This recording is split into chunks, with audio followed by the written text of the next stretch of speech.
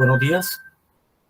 Para hoy les traigo 3 cuentos del libro Confinados, escritos de la pandemia. El primer cuento tiene como título Me tocó comerme este man. Me tocó comerme este man. ¡Echa para allá! Estos hijueputa ricos y son flojos, le gritó el guerrillero mientras le metía la trompetilla del fusil por la espalda. Es que no doy más, señor, le respondió el ganadero Mauricio Vélez mientras se movía entre la maleza de un cañaduzal. Un helicóptero del ejército pasó sobre sus cabezas y el insurgente se arrojó sobre el secuestrado y cayeron al suelo. Los militares pasaron de largo, evidenciando que no los habían visualizado.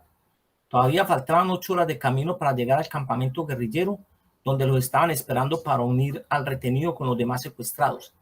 Del operativo ejecutado por el grupo subversivo para secuestrar al comerciante de ganado en su finca Valledupar, solo quedaban 2 personas: el ganadero y el guerrillero, que lo conducía amarrado de una cadena por entre la zona boscosa.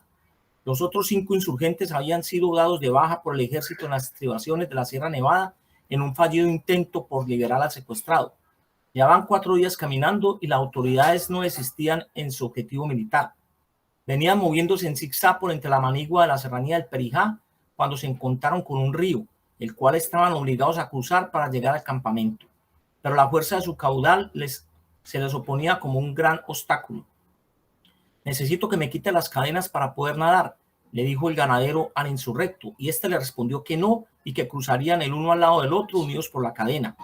Terminada la conversación, se lanzaron al río. Cuando cayeron al agua, la cadena se atoró y el guerrillero perdió el control y se ahogó en el acto. El ganadero alcanzó la orilla y se prendió de la raíz de un árbol. Luego empezó a alar la cadena hasta que pudo atraer el cuerpo del insurgente hasta su lado. Finalmente el secuestrado logró tocar tierra y ponerse a salvo, pero la cadena seguía atorada en el lecho del río. Con mucho esfuerzo, el secuestrado arrastró el cuerpo de su captor hasta donde él se encontraba. Varios días después, una patrulla militar encontró al ganadero con vida y a su lado el cuerpo descuartizado del guerrillero. El comandante de la patrulla, impresionado ante semejante hallazgo, preguntó: ¿qué pasó aquí? Me tocó comerme este man, le respondió el ganadero.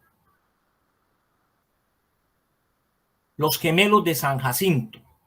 Una enfermita mental que pasaba sus días en un parqueadero de camiones ubicado en la troncal del Caribe, en toda la entrada del municipio de San Jacinto, parió un par de gemelos hermosos. A uno de ellos se lo llevaron unos campesinos para los Montes de María y lo bautizaron con el nombre de Amaury Cruz.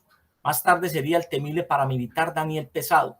Al otro se lo llevaron unas monjas para Montería y lo bautizaron con el nombre de Jesús Ángel Martínez, y sería más tarde un profesor universitario.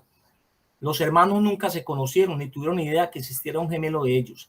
En los años 90, en pleno auge del paramilitarismo en Colombia, los sindicatos de la región fueron declarados objetivo militar por esta organización criminal. Del Comando Central de las AUC salió la orden de acabar con la vida del presidente del sindicato de los profesores de la Universidad de Córdoba, docente Jesús Ángel Martínez. Un comando de este ejército irregular radicado en el municipio de Tierra Alta, que venía siendo criticado al interior de la organización por sus fallas en los operativos, fue encargado de ejecutar la acción. A ellos se les hizo llegar toda la información del profesor: fotografías, dirección de residencia, dirección de trabajo, etc. Por otra parte, el mismo Comando Central de las AUC confió un trabajo de contrainteligencia a alias Daniel Pesado, que consistía en observar la operación donde se daría muerte al sindicalista, aprovechando que los paramilitares de Tierra Alta no lo conocían. El día señalado llegó primero el paramilitar, dejó sus escoltas en las afueras del centro educativo e ingresó de incógnito en la universidad. Luego empezó a caminar por el campus sin perder de vista la sede del sindicato de profesores. Al ratico entraron los encargados de la ejecución del crimen vestidos de civil y se encaminaron directamente a la oficina del sindicato y le preguntaron a la secretaria por el profesor Martínez, y esta les informó que había salido, pero que muy pronto regresaría. Los sujetos se ubicaron en la sala de espera y se quedaron allí durante varios minutos.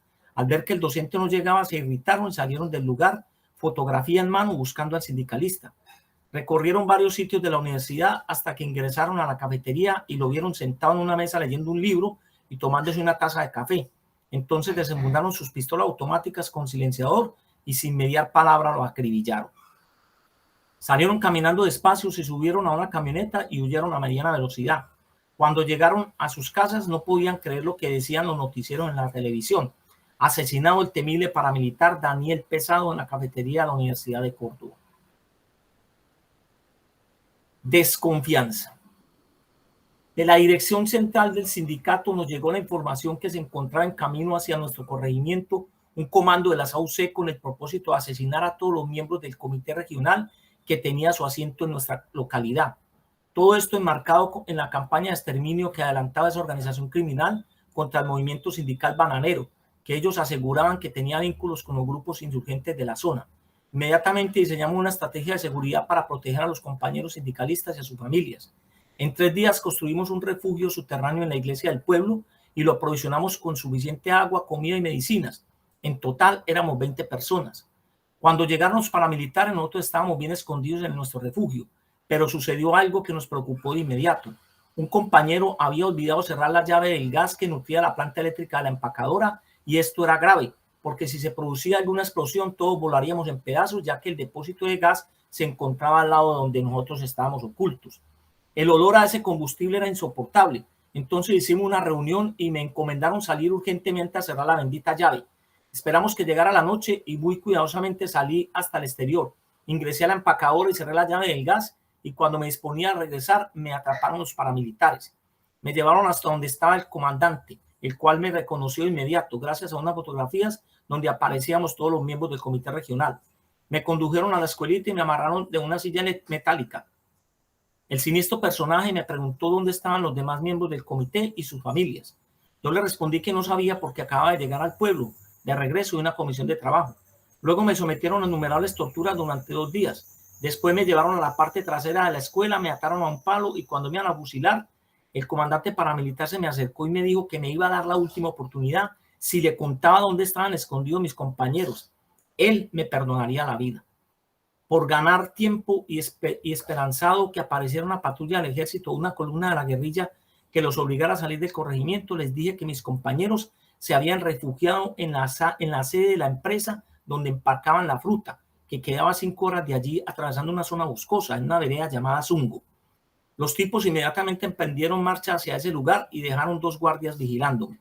Al otro día, en horas de la noche, uno de los guardias recibió una llamada y después de hablar por el celular, se me acercó, me liberó de las cadenas y me dijo: te salvaste, gran hijo de puta.